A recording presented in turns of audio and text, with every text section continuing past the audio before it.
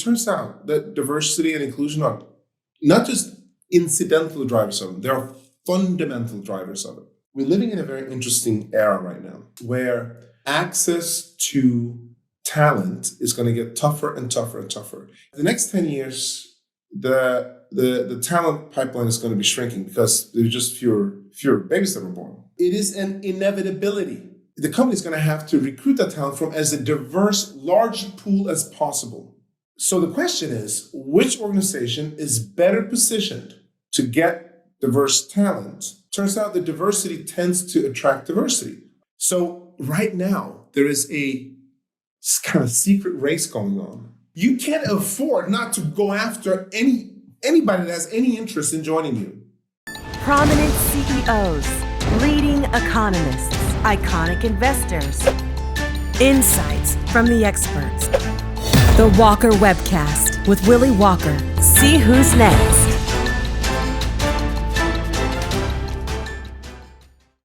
Welcome to another Walker Webcast. It is my great pleasure to have my friend Frans Johansson joining me today to talk about diversity, diversity of ideas, diversity of talent, and innovation, and how diversity of talent and diversity of ideas leads to innovation and growth and new concepts and new businesses and value creation, if you will, across the economy and across companies. It is the 6th of November. We had an election last night. Yeah. To those people whose candidate won, congratulations. To those people whose candidate lost, condolences. But one of the things I want to dive into with Frans in a moment is how should we think about change as it relates to political leadership and where our country is going, for both the victors to think about what they're hoping to do from an innovative standpoint, from a change standpoint, and how do those that were on the losing side of the spectrum, if you will, look at it as an opportunity and maybe to look at things a little bit differently over the next 4 years than how they've looked at them over the past 4 years. But before we dive into that, let me give a background on Frans and then kick it off with going back into his childhood, actually, which I think there's some experiences back there that might actually have framed why you've become such the insightful both researcher, author, and speaker on innovation that you have become, Frans. So Frans Johansson is an American writer, entrepreneur, and public speaker. He's also the founder of 2 companies. He is the author of the 2004 best-selling book, The Medici Effect, and The Click Moment in 2012.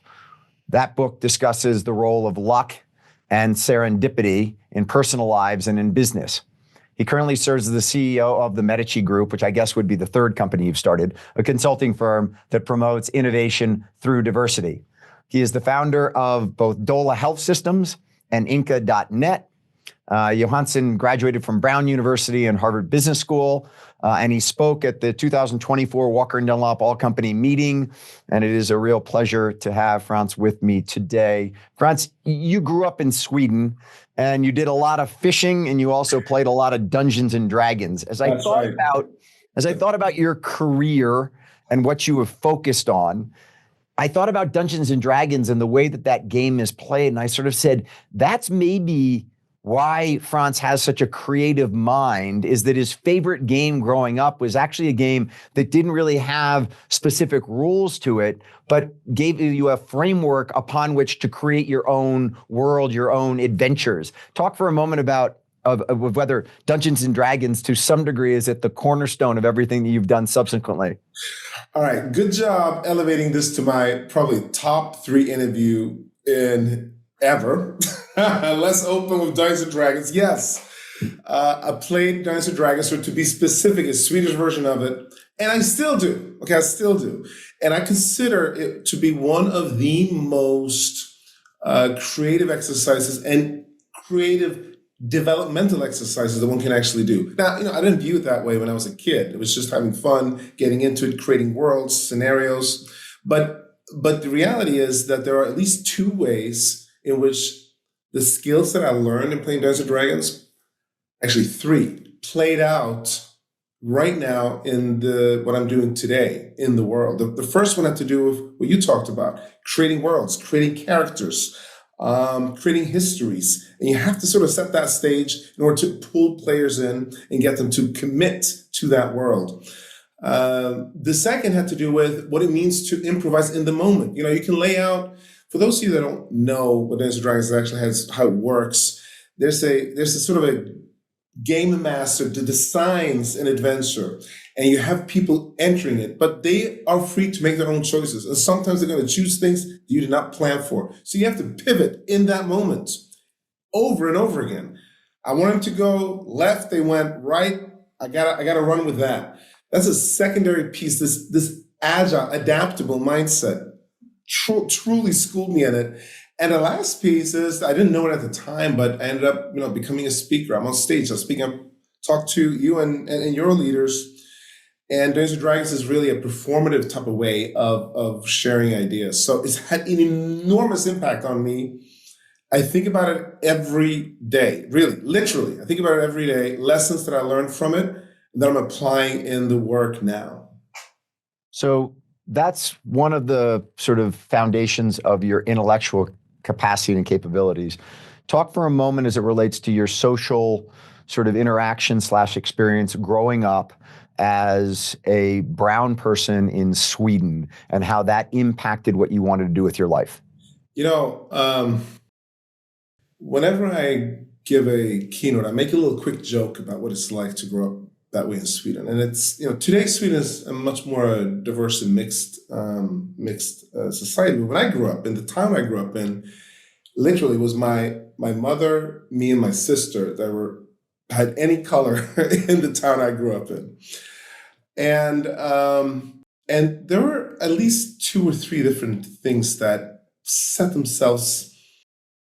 prepared me for what was about to come. The first one was that I recognized within our own family the value of different perspectives, the value of cultures, norms, traditions, being able to meet and take sort of the best of each other and create new perspectives and norms and culture. I'll give you an example. In the United States, we will have pancakes for breakfast, and those pancakes are fairly small and thick. In Sweden, they don't have pancakes really for breakfast. They have them for dessert or possibly dinner. And they are kind of like a crepe, very thin and large. And so in our family, what we would have would be Swedish pancakes for breakfast, which doesn't seem like a big deal, but my friends came over. They were just blown away. What, you're having pancakes for breakfast? Well, what is this? And so to me, that was a deep lesson in that. This very seemingly simple combination of ideas would actually seem to be almost revolutionary for people that hadn't been exposed to it. I never forgot that. And in fact, that's what the entire book, The Medici Effect, I wrote about, sort of kind of set that stage. But there were other pieces growing up this way as well, because, it wasn't always straightforward or easy. It's hard to even imagine now, but being the only person of color in my school, it was an environment where I was deeply bullied because of it. It was something that I carried with me basically every day, and the idea of being able to understand how to see the positive in it rather than sort of internalizing that and letting it sort of keep me down. That was a very important process. What I would say is I think most people kind of split. Sometimes you go down a path where this becomes something that you can't really let go for the rest of your life. And although there is a small chip on my shoulder, I will admit, there's another pathway too, which is that there's actually a benefit of seeing the world differently. There's a benefit. Every time something came up, whether it had to do with a topic in school, topic among friends, I got a chance to look at it from a slightly different way. And if you harness that idea, that notion, it turns out that it's a benefit. You differentiate. So these were lessons that I carried with me when I went to college in the States. And again, they haven't left me, just like Dungeons & Dragons. It's still with me today. Start a legacy. Start turning dreams into realities. A better world begins with you. Better communities start with us. So your mother is African American and also Indian.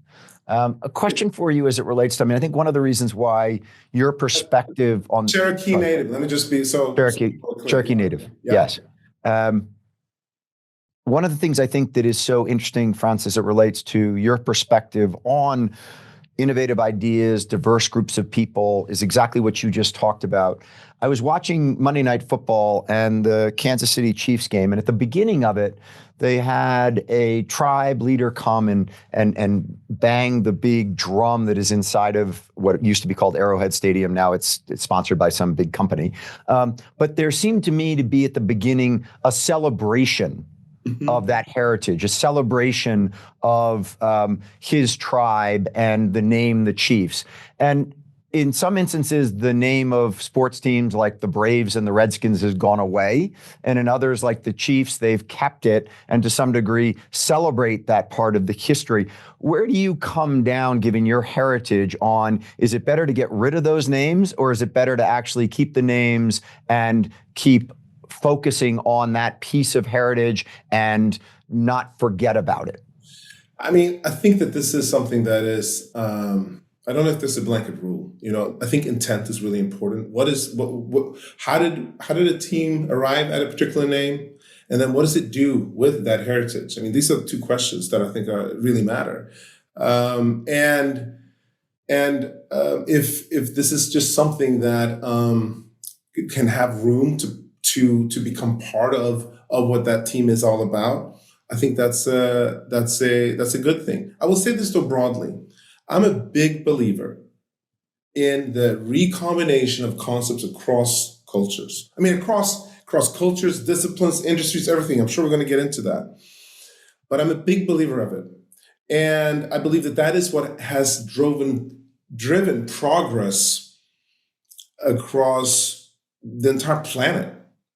We are taking concepts from one area, we bring them into another. And it's not just the fact that we're exporting one concept to another, it's that we are remixing them, we're creating something new through it. That to me is the what's so exciting about in a world that is inclusive. So we should have room for these kind of combinations to occur. Now, that said, sometimes it's not about the combination, sometimes it's about representation, and sometimes it's about misrepresentation. So that's why I'm saying I don't think there's a blanket rule.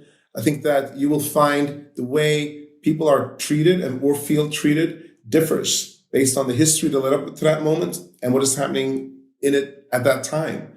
And that's also true for individuals. You can take the same person in the same situation, and one person may feel that this is a situation where they are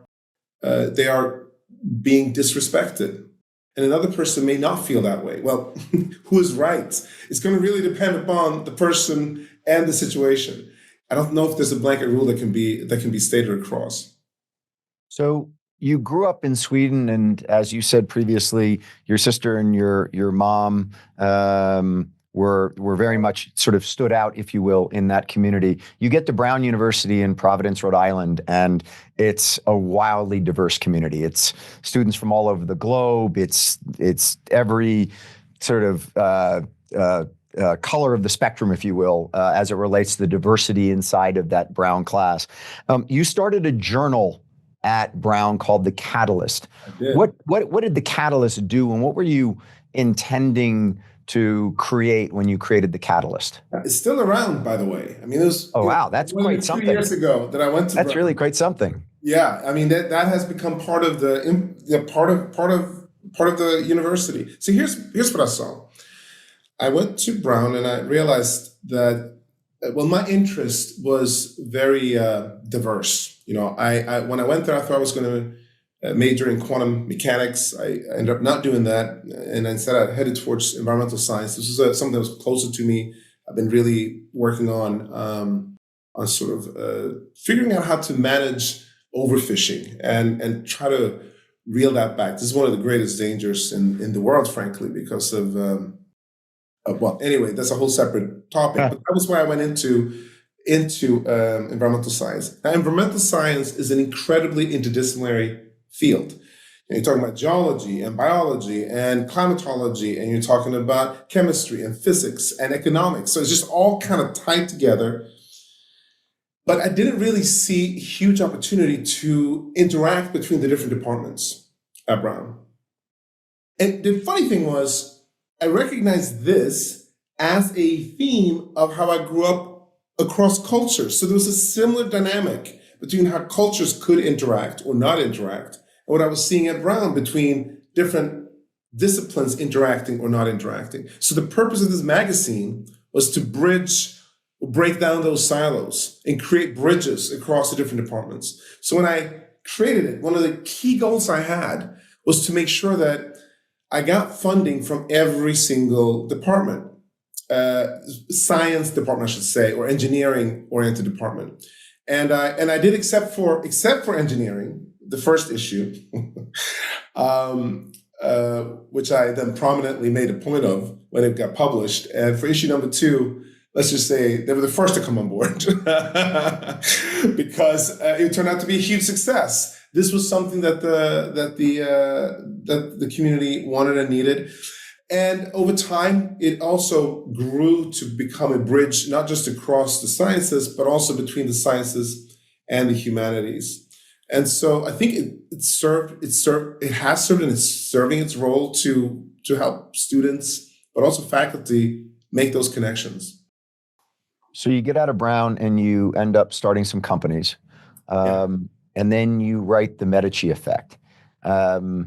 Someone you and I both knew before he unfortunately died, Clay Christensen, called The Medici Effect one of the most insightful books on innovation I've ever read. First of all, when Clay Christensen says that about your book, don't you just call it a day? Don't you just say, I'm done? It doesn't get any better than this?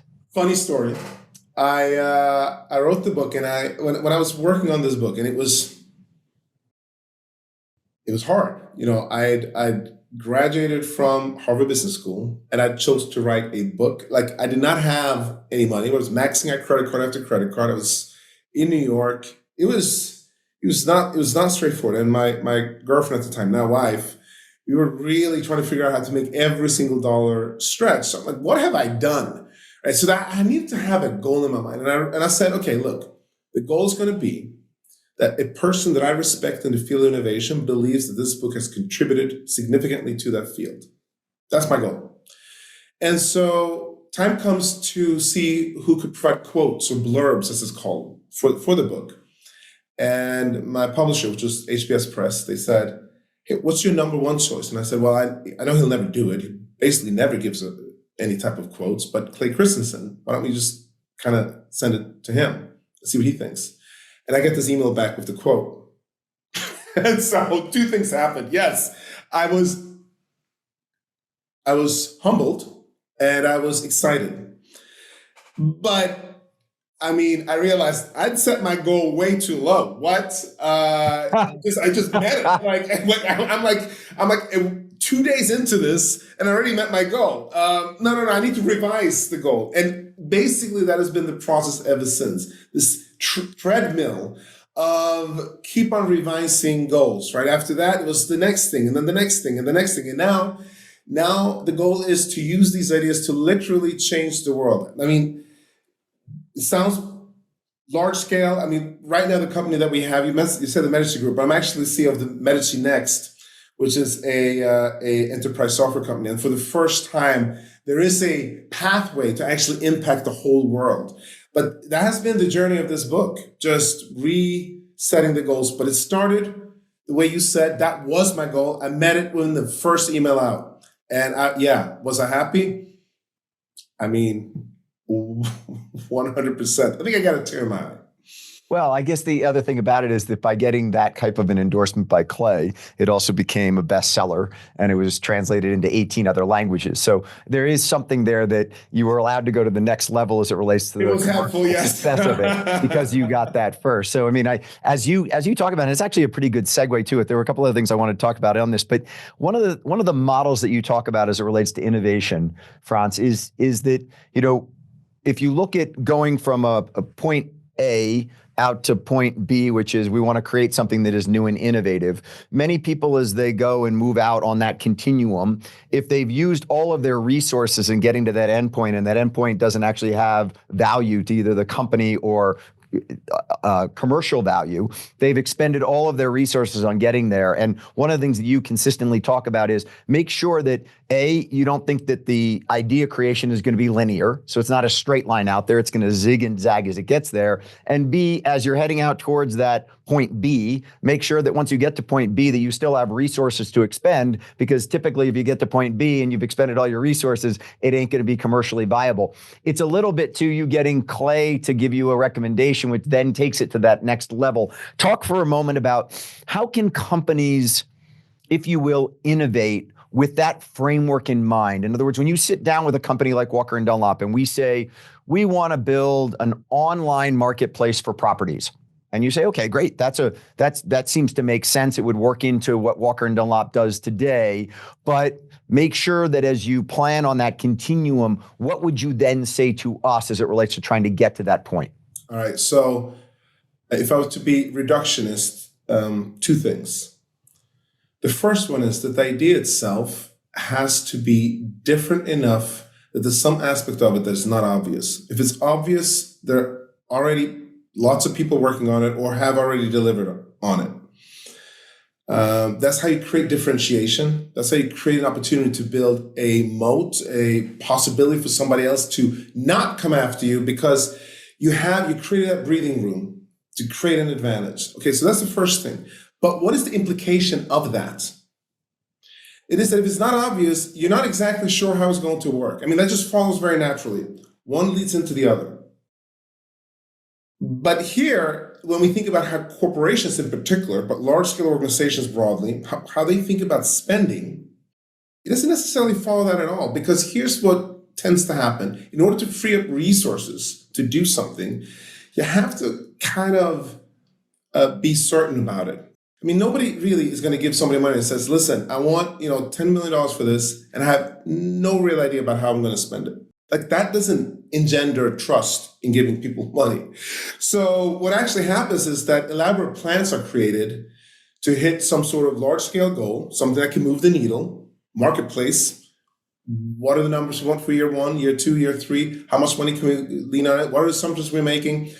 But you're only giving yourself kind of one shot at getting it right. You put the money in, you set it up. But what are the chances you're going to get it right?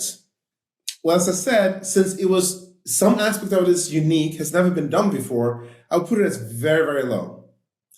You might get an aspect here or there right, an assumption here or there right, but you're not going to get all of it right.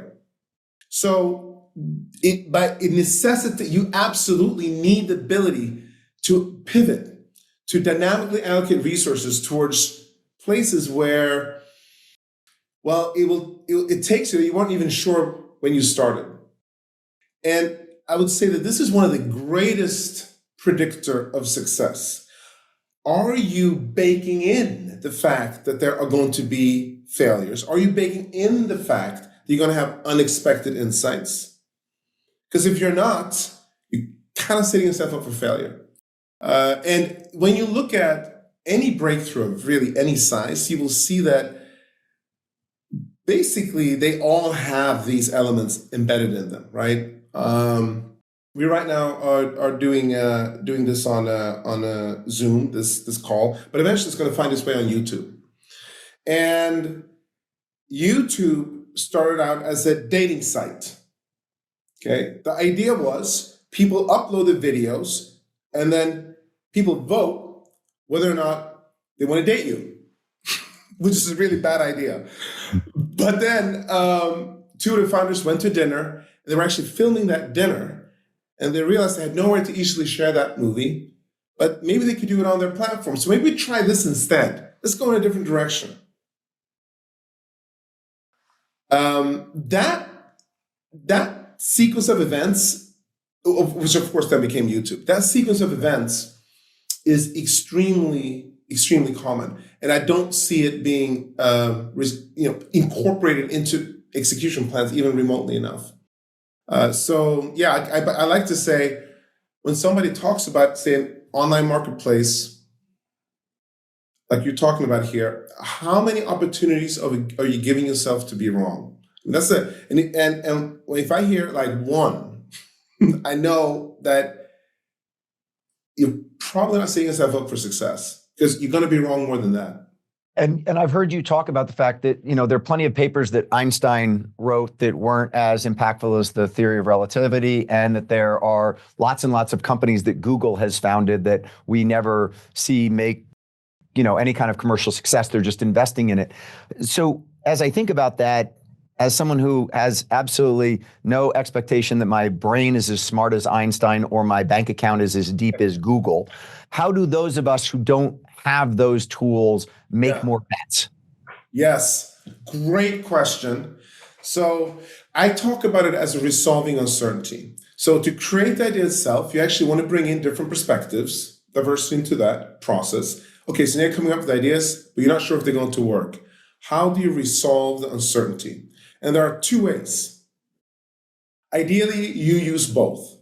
The first one is to launch multiple pathways, multiple bets. Now, this is what this is kind of what a venture capitalist does. But even inside of corporations, you can think of it this way. And I'll get back to a story of how you can think about that from a resource allocation perspective. Okay, but let me go through the two ways first. So you launch multiple bets, and you hope that one is right. Apple, when they created a new user design, user feature on their iPhone, they would create 10 separate teams, but it pick one solution. So 90% chance of failure, baked in. You can't escape it. You can't escape it. That's baked in. The other one is that you increase the rate of iteration. How frequently you're iterating, and how long does it take between the iterations? If you can make the frequency high, and if you can make the time between iterations short, you have more chances to get it right. And when you're iterating, you have another benefit, because you are driving cumulative insights, right? You realize something, you had an assumption, it turned out this assumption was right, but that assumption was wrong. So now you focus on that assumption and you iterate based on that. So these are the two ways of resolving uncertainty. And ideally, you do both. You may have one or two shots at goal, and you have both of them iterating. What does that mean in practical terms? So I'll give you an example. I had a CEO of a large-scale engineering company, global engineering company, talk to me about a project that he had given to a leader. It was awkward because the leader was at the dinner table sitting right next to me. But he's saying, look, I gave her $3 million to do something. And then, what came out of it was just okay. I'm like, okay. What's the question? Well, what should I have done differently? Or what should she have done differently? So, okay. Imagine you have $3 million, but you give her 1.5. You have another 4.5 sitting mentally. You put it aside. And then I turned to her and I said, you have 1.5? I would take those and I would spread them out over 3 bets, $500,000 each. Now think about what that does to the probability of success. She went down one pathway. She had to be right. She had to be right on the first try. That's how they would set up $3 million. And by the way, that amount of money made her to be more conservative. She didn't want it to be a failure. So she decreased the variance, if you will, the riskiness. So of course it was going to become something that was pretty non-remarkable.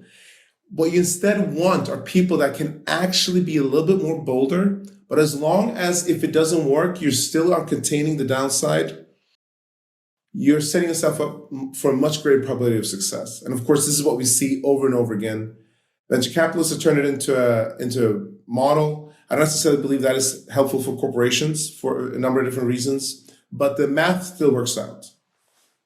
And Frans, if you're sitting around and you're looking at a team of people, is there any certain characteristic, either as it relates to their education background, their experience background, their ethnicity, their religion, that says to you, that's someone that I think would be more either innovative or capable of getting this idea through the various iterations it needs to? In other words, like as I sit around and think about who at W&D we put on new projects, a lot of times it's just that the person happens to be a subject matter expert in the area that we want to innovate. And as you well know, lots of times that's the last person you want on it. They understand the way we do it today, not the way that we ought to do it tomorrow. And yet at the same time, if I bring in someone from outside and say, Sally Jones has worked in lots of different industries, knows nothing about this part of the mortgage industry, but boy, oh boy, is she going to come up with some great idea. I can guarantee you the person whose team I put her on sits there and has an organ rejection as it relates to her coming onto the team. It'll never go anywhere. Exactly. So how should business leaders, whether it's of a team or whether it's of a whole company, think about putting together innovative teams? So this is another great question. And I'm going to take a minute here to talk about it because briefly, there's a very simple answer, but it has many implications. The simple answer is you want to think about it as a team and not a person. In other words, what team is this person joining? Or if you're hiring the person, bring in the person to build a team, what type of team is that person building? But it's the team that's going to become powerful. That means that there's room for experts, where you absolutely need to have people in there that that basically do not have as much expertise. Because whatever it is that you're doing is going to be basically measured against what the world knows to be true. I'm doing it in quotation marks because over and over again, what the world knows to be true turns out actually not to be true. But the knowledgeable people, the ones that are experts, are the ones that are the ones that are stating this. So there needs to be a dynamic between expertise and sort of some level of non-expertise. If they're completing each other's sentences from day one, that's a problem. And then if you can then add on other layers of diversity to that, great. So I talk about diversity in 4 dimensions. Okay, who you are, that's your age, gender, race, sexual orientation, and so on. What you do, that's your education, your function, your industry, how you do it, are you extroverted or introverted, and so on. And then with whom you do it. These are the networks that we built in our careers and lives, in our community, in our company, in our industry, and so on. These are the 4, I call them 4 operational definitions of diversity. There are others, but for any given corporation, I think these are the only ones that really matter. And I would look at my team and I would ask myself, where's the delta the greatest? I mean, is there some area where I have virtually no diversity? I could probably benefit from adding something if I'm thinking about it as a puzzle, as laying out a puzzle. But this won't work. The implication of this is great, but how do you get this team to actually get anything done? I mean, the benefit of a team where everybody can complete each other's sentences is that they will get started day one and they'll execute. Wow. They just are running towards a particular place quickly. Now, it might not be ultimately a good idea, but they'll get it done quickly, and they'll get it done perhaps on schedule and so on. If the diverse team is a little bit different, and this is why I talk about a concept called the innovative heartbeat. The idea is that you expand out, bring in different perspectives, and then you have to cut off that discussion, end it, because there's always a new idea, there's always a new concept. No, you open it up and then you close it. And then you execute. So it kind of looks like an EKG, right? Like a heartbeat. If you listen, boom, boom, boom, boom, like that. Open, close, execute. Open, close, execute. That is basically the iteration cycle that teams should go through.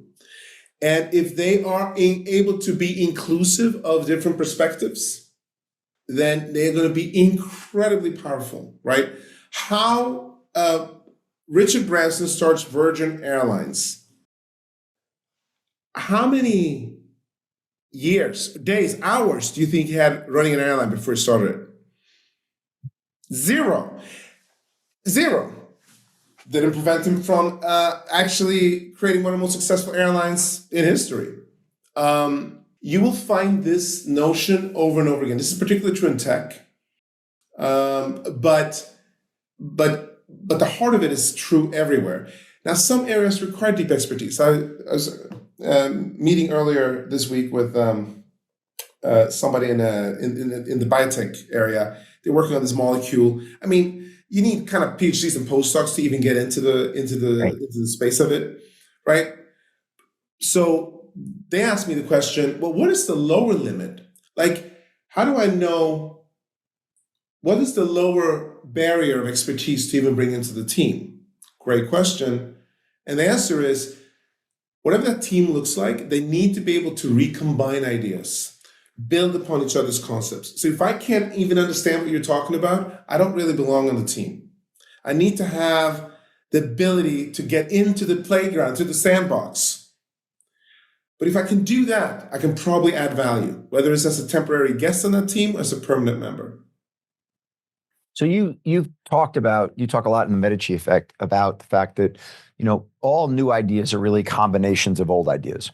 And that it is, but then at the same time, as you said previously, if you, in your presentation to us out in Las Vegas at our all company, you put up a bikini and a beach. Well, there's nothing really innovative about that. Bikinis and beaches have been going together for years and years and years. But then there are some other concepts that are revolutionary and have changed the way that the world works. How do you create the framework that gets people innovating on existing ideas, but that are revolutionary? In other words, that seems to be the trick. So like I use the example to you of an online marketplace for buildings, right? So two big ones exist out there in our industry today. I'm sure that there's somebody else trying to create a new mousetrap in that space right as we speak. And there are plenty of people who say, no, buildings will never be traded online. They'll always be traded by individuals because they're big investments and you need the personal input of a person, right? Well, we thought that was the case with block trades of stock way back in the early 1990s. Quite honestly, we had big stock brokerage firms that would say that if you wanted to buy $1 billion of stock in IBM, you had to go through a broker. Well, guess what? There's billions and billions of dollars, trillions of dollars that is traded every single day without a single human being being there. Someone came up with the idea of let's make this an electronic transfer, and lo and behold, my Uncle Sam, who was a stockbroker, is no longer needed to actually execute the trade. And the next thing you know, a firm like Kidder Peabody, which was a big stock trading firm, doesn't exist anymore. And Charles Schwab and now E-Trade are all out there doing it. My point is this. The idea of an electronic exchange for buildings exists. It's not new. We can put ideas and people to it to say we can do it better than, there's one called 10X that's out there. Can we do it better than 10X? But how do you get that innovation that says, 10X hasn't really worked? All right. It's good. It does some, but it's nothing close to an industry standard. We're not disintermediated. What's the special sauce that says, who needs to come into that kind of a conversation to say, rather than building an online exchange, you need to think about it like this? And I'm putting you on the spot because I don't expect you to come up with the actual idea. What I'm trying to get at is the process. In other words, how do you add to that to innovate? So, first, let me just give a moment so that your listeners that are on here right now have a sense of how do I know what I'm talking about in this regard? Because I've spent years not just talking about these ideas, but also operationalizing them. So, what that means is work with, hundreds, 400 or 500 companies in the global 2000, and then lots of companies that are underneath that about what is it? Okay, so I want to break new ground. How do I do it? I get the concept of diverse teams, great iteration, awesome, but like how do I actually do it day to day? And so my belief was always that the way organizations approach change in ways of working and behaviors is just way, way too complex. It has to be simple, and even simpler than that. That's kind of the core foundation of how we think about it. And so that's what enabled us to buy this, to build this enterprise platform. And here's what we noticed.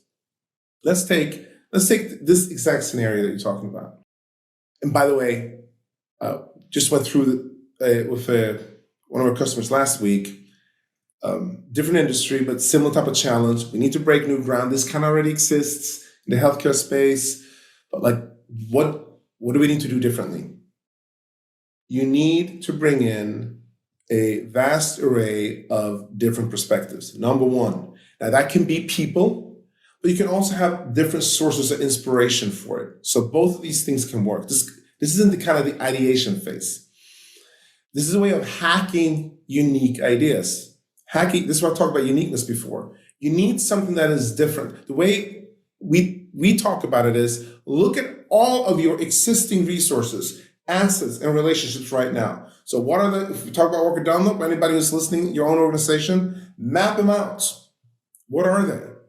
I have these assets, I have these resources, I have these products, I have these relationships. And then what parts of those can you innovate and change? Can you add another concept, another business model, another approach, another distribution channel, another way of thinking about the branding? Whatever it is, you're basically going through an exercise where you're looking more holistically at areas that can sort of, within your business, that can tackle this opportunity. And the reason this is important is that if you don't start from where you are now, you will come up with maybe some great ideas, but who's going to make them happen? Like, what, you're going to acquire a new entity to do it? You're going to build something from scratch? There's no way. One of our customers, it was a company that does the backing of credit cards, basically, all the black label credit cards, the engine underneath that. Wanted to get into another space. We worked with them to figure out an entirely new vertical. It started with understanding the vast array of assets they had. It turns out that they were also providing financing for veterinarians. It was a very small part of business, not even 0.1 maybe. But through that came an idea that within 4 years added about $3 billion in market cap for them. I'm loving this story because I was there when this idea was originated. Like, I know exactly what originated. I know the moment it was written down, and then it went from there to about 4 or 5 years later. They built a vertical, and then they sold it, and I think gave them a $2 or $3 billion bump in market cap. You can't start from the place of the business where you have lots of people thinking about solutions all the time, because you will probably gone through all of them already. You're not going to find the unique insight there. So you want to start from the business where there is something that maybe holds some promise, something that has not been fully executed yet. And then you want to have diverse perspectives attack that part of it. And through that, you might have an opportunity to create something truly unexpected. Pfizer, when they, a number of years ago, they worked on a heart drug, and it wasn't very good. But yet many of the test subjects kept on asking for more of the test pills of this drug. And Pfizer didn't understand why. But when they investigated, it turns out that this pill had a curious side effect, particularly for the guys, because it allowed these men to rise to the occasion. Let's put it that way. And it turns out it was Viagra, one of the most successful drugs of all time, right? They're like, wait a minute, totally unexpected. This is not a heart drug. Are you kidding me? We should be doing this instead. Every company has these opportunities embedded in them. But instead, they tend to look at the number one largest space and say, what can we do with that? But you probably already have people trying to figure that out. You're not likely to find the unexpected gem there. So when we're talking about staffing these teams, one of the things is, I was using the example of bringing someone in new to a team who comes from outside. In the click moment, you sort of debunk the Malcolm Gladwell 10,000 hour rule. Talk for a moment about the debunking of the 10,000 hour rule as it relates to innovation, and why you really, to, I guess, your perspective, you don't want a whole lot of, you don't want people who have the 10,000 hours that quote unquote become the experts in it. You want freer thinking and you want serendipity to exist. Yeah, I mean, the 10,000 hour rule became very popular because people could intuitively sense that it is true. Like, I like to talk about Serena Williams, for instance, one of the most formidable tennis players ever lived. And she's a perfect example of the 10,000 hour rule. I mean, she more than 10,000 hours. And she won, US Open in 1998. I don't forget, she was 17, whatever she was. She was very young. And for, the next 20 years, she dominated, more than 20 years, she dominated in tennis. Dominated.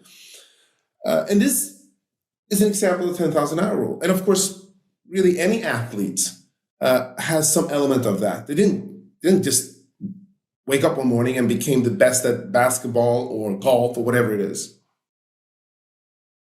So this rule is being used to describe success more broadly, but it doesn't really hold up. I mentioned Richard Branson before. How many hours running an airline? 0. Reed Hastings. How many hours did he have running a video rental company? 0. Started Netflix. And if you have it, it doesn't guarantee that you're going to be successful. You have people that have deep expertise in areas. Are they breakout success? No. So the point that I was making is that 10,000 hour rule doesn't really predict success. You can get it if you don't have it, and you might not get it if you do have it. Why? Because for Serena Williams, this rule works because in her world, the rules of the game never changes. I'm drawing here sort of a representation of a tennis court, and the measurements of a tennis court haven't changed at all in like 100 years. And the rules are super slight. Like, it used to be that if you wanted to serve a ball in tennis, you needed to keep one foot on the ground. And they changed that rule in the 60s. So now you could jump and serve. That's what change in tennis looks like, right? A new change every 10 or 20 years, a new rule. How does it work for the rest of us? How does it work for you? Okay, interest rates change, technology change, buyers change, people can buy properties, regulations change. Everything's constantly changing. The box is constantly being redrawn. So it follows then that the reason Serena is successful is she can just keep on. She knows what she needs to do to be successful. She just has to do it better than everybody else. But for the rest of us, something else is required. Expertise is not enough. And it's really the recombination of expertise and other insight that sets us up for success. Because what makes us powerful and successful is some level of differentiation. Are we doing what everybody else is doing? Fine, but we need to do it faster or better or cheaper. Ideally, we're not doing what somebody else is doing because there's a nuance in there somewhere. And we understand that nuance. We can lean on that nuance. Are the network effects that we can build that is hard to cut into? I mean, these are the type of things that build businesses that can sustain. And that comes from usually some unexpected insight. And that has to come from somewhere else, right? I mean, the 10,000 hours is not going to get you there. The shelf life of expertise basically is shrinking. The shelf of expertise is shrinking. That's the world that we live in right now. And as I hear you talk about that, it makes me think about AI, and it makes me think about the use of AI, that AI will typically produce the same answer for everybody who applies it unless they have their own AI engine, and that it's the use of that data, that analysis with the expertise on top of it that will create real value. If you go back to the 4 qualities that sit within each one of us, and the second one you mentioned was education. If you were back at Brown today, thinking about the world that we live in today, what would you either be studying or what experience would you go seek that would allow you to differentiate on either skill 2 or skill 3? Wow. I mean, I'm not entirely sure the question is fully answerable, right? Because if you go, that question is asked almost every year, and you can look at what the answers are and they change. So what does that mean? It means that the answer is not stable. Like if the truth was that when I'm 15 or 18, I should study X in order to benefit when I am 28, well then X should stay the same for those next 10 years. but it doesn't. It keeps on changing. It keeps on evolving. So that's the first thing about it. Now, that said, I would want to get into any field or study anything that makes me more likely to become adaptable. So whatever it is that I'm doing, I would probably want it to be something that is changing, moving, and whether that thing exists or not when I get older, at least I am learning the skill set of adaptability. I'm learning what it means to pivot, to change, to switch, to look at other solutions. I'm learning both the value, but also the challenges of relying on experts, because all of a sudden nobody cares about that expertise anymore. So all of those things are the things that I would want to set myself up to learn while I'm in college. Not a specific subject, but an approach to success. And that approach is one that would prepare me for a future that is changing at record speed. I mean, AI is flipping it for everybody. And lots of people are talking about, they know where things are going or not. I met with Jan LeCun, who's really the inventor of machine learning, earlier this week. His point is that we have seen these type of shifts before. We talked about the printing press. It tore down kingdoms, it ended the feudal system, did a lot. AI may have a similar impact on society, but to understand or predict exactly what that impact is going to be is probably a fool's errand. But knowing that it will be different, I think that's the key. And certainly in my company, the moment we saw this happening, we just put resources towards incorporating it into our solutions, which has been a huge benefit. I can't even, it has put us in a completely different category of solutions, and it's changed the way we do our work. And so that's it. Adaptability is probably the key. And do you think that there's a lot of talk right now, Frans, about whether we've sort of overinvested in AI, whether kind of over the last 2 years as AI has become the catchword for everything, that, we haven't really commercialized AI. It's obviously has huge capabilities. But do you think that, I guess the easier question to answer is this: have you seen AI change the way that your client companies are engaging and innovating? And if so, to those people listening who may not be at a company that is sort of innovating fast enough, what are the telltale signs of those companies that are embracing this world of change? Because I think one of the things that's very challenging for companies like Walker & Dunlop, where we're not trying to build our own AI. We're going to be a user of AI. We're not out trying to build a large language model. At some point, we're going to rent it from somebody. I just yesterday was in our Salesforce database, and we're playing around with the Salesforce AI tools. Salesforce is going to put billions of dollars into creating AI to be able to probe into the database. We're not going to go create it at Walker & Dunlop. But that doesn't necessarily mean that we're putting our head in the sand as it relates to the implications of AI. What are you seeing, or what are you counseling your clients as it relates to this new frontier of AI, to either be more nimble, to sit back and wait for it to come to them, to make sure that there is somebody on the senior management team whose only job is to focus on AI and how AI will either enable or disintermediate their business? What are some of the things you think about on that? Yeah,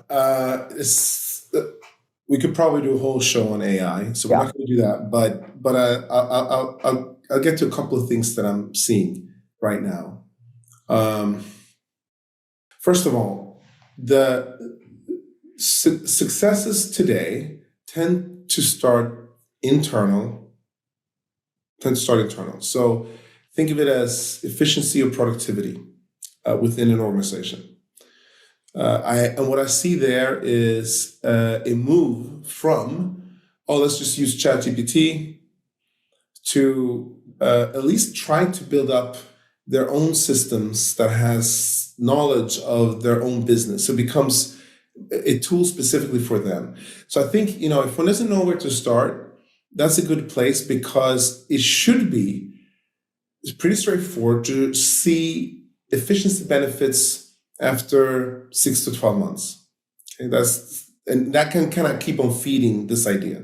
So that's probably when I think about successful implementation of AI in a business, I have more often seen them internal than external. Now, let's go to how this impacts the products and our customers and all of that. Here, I think that there needs to be a lot of room for experimentation, and one has to do that carefully, because I talk about these small steps that you can sort of take to experiment with something or iterate. With whom are you doing it? Is the customer open for it? Like when we're introducing something new for a customer, we may ask, well, look, we're gonna try this thing as a beta. We want to make sure that you are okay with that. And if they are, great, we can go ahead and we can try it. But that's the approach that I generally see here as well. A lot of regulations that are coming fast and furious. The EU has set up a whole regulatory framework that is certainly more restrictive than in the United States. And companies that are global have to sort of think about and relate to that. The generic message would be, think about how. The generic message is this: right now as we speak, probably today alone, there'll be like 2 or 3 new AI tools that have become available. I would encourage not just one person, not just 2, but more people in my organization to explore what are AI tools out there that they think could be helpful for the business.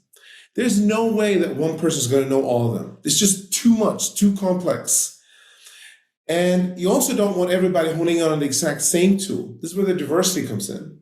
You want people to actually have a fairly large surface area into the world of AI tools out there. Yes, you're not going to build them. Okay, fine. Maybe in the future at some point you might, but right now, no way. Then you want to increase the surface area of exposure to those tools. That comes from diversity. That comes from your team and people on your team thinking about the opportunities differently. Well, I saw this. Here's a tool. I think this is interesting. And that, to me, is where it would start. Exploration, understanding, and then having conversations about what is happening. Where you can, raise the permission structure to explore different tools. And with your IT department, they're gonna always elect towards the most conservative. So you have to sort of think that through a little bit. But that's kind of what I'm seeing successful companies do. That's what we recommend them to do. Increase the surface area towards AI tools, learn what's out there, and use your own people that know a lot about your own business to do so. And then collate, discuss, figure out what it is that you can do with all this newfound opportunity. Final question, Frans. As you think about diversity and innovation, DE&I as a concept has gotten, just like ESG, both of them have sort of taken it on the chin of late, where they were very, innovative and important corporate efforts, I would put forth. And both have come under scrutiny to a lot of investors saying, why do you spend time on that? And why would you do that? As you look at all of the research you've done on highly both diverse and innovative companies, what can you say to either group leaders or business leaders as it relates to, if you will, don't get caught up in the branding around it, understand the underlying business benefits behind it and stick to that rather than getting caught up in sort of the, if you will, political debate on the outside? This has been our entire MO since the very beginning of this. I mean, do I care about diversity and inclusion for human reasons? Yes, I do. I can just harken back to how I grew up. But that has not been the problem that we set out to solve. It turns out that diversity and inclusion are not just incidental drivers of them, there are fundamental drivers of it. So that's the first thing to think about. If you don't understand that relationship, one should try to understand it. Much of the work that we do is about focusing on the innovation, focusing on the performance, focusing on growth. We worked with a customer that the entire thing was about growth for years. And it was just drive growth. We doubled their PE, helped double their PE in a 3-year time frame. A lot of it was about diversity and inclusion. Those words were barely used. It just wasn't the environment for that there. So what? You want a team that's going to execute? You need that team to be collaborating. You need that team to be inclusive of a different perspective instead of shutting it out. Well, we actually need a different perspective to begin with. That's where the diversity comes in. So understanding that relationship becomes really important. If you look at the outcomes, if you look at the companies that are innovating, you look at the market cap of the most inventive and creative companies on the face of the planet, and they have a workforce that is reflective of that diversity. That's the fact of the matter. Now, right. Thank you for saying that. First of all, that is in terms of the proof points, they've been validated so many times over, so it's easy to find. But let me also say one more thing. We're living in a very interesting era right now where access to talent is going to get tougher and tougher and tougher. If you look at the population pyramid in the United States, right now we're sort of in this place where it's shrinking. It's going to pop out again for a couple of years, but the next 10 years, the talent pipeline is going to be shrinking because there's just fewer babies that were born. This has been in the making for 30 years. So it is an inevitability. I mean, who knows what's going to happen with immigration, this or that, but it's an inevitability that companies are going to need talent. You cannot escape it. And that talent, the company is going to have to recruit that talent from as a diverse, large pool as possible. That's also an inevitability. So the question is, which organization is better positioned to get diverse talent? Turns out that diversity tends to attract diversity. I mean, why not? If I'm joining a team and I'm the only one of whatever it is, or I'm number 3, which one am I more likely to join? It's going to be, and it's a trick question because the answer is obvious and it's been validated. I'm going to join the one where there is diversity, and I have a high probability of actually being included and not just coming with ideas that nobody's going to listen to. So right now there is a kind of secret race going on where companies that have diverse talent have a cumulative advantage of getting more. And companies that don't are falling behind. And these are cumulative. These are sort of network effects. They will keep on growing. In a world where talent is getting less and less accessible, I mean, one of our customers is in the insurance industry. He said that the level of accessible talent there is about 1%. 1%. It's like you can't afford not to go after anybody that has any interest in joining you. So part of it has to do with the high performance and innovation. Part has to do with just pure competitiveness, getting access to talent. Because if there's an agreement that talent does matter, then the math will just simply prove this out.